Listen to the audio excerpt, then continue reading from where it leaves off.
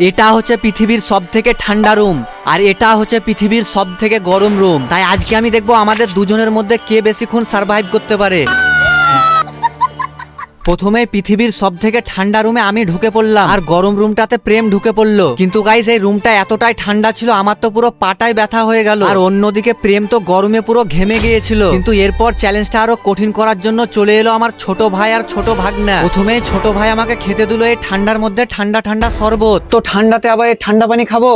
খেতে তো হবে, কিচ্ছু করার নাই, না হলে চ্যালেঞ্জ থেকে বেরিয়ে যান। এর কথা শুনে আমি নাক দেবে ঠান্ডা শরবতটা খেয়ে নিলাম। আর অন্যদিকে আমার ভাগনা প্রেমকে খেতে দিল গরম গরম দুধ। এত গরম দুধ খেতে তো হবে, না খেলে চ্যালেঞ্জে বাইরে হয়ে যাও।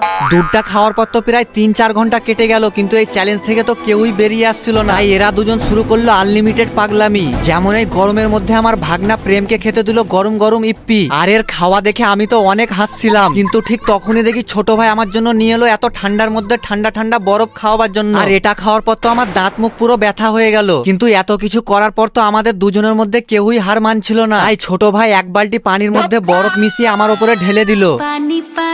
কিন্তু এরপর আমার ছোট ভাগনাটা গরম পানিটা মিশিয়ে প্রেমের উপরে যখনই ঢালতে গেল, প্রেম তো আগে থেকেই বাইরে চলে এলো। চ্যালেঞ্জে লেগে মরবো নাকি রে আমি?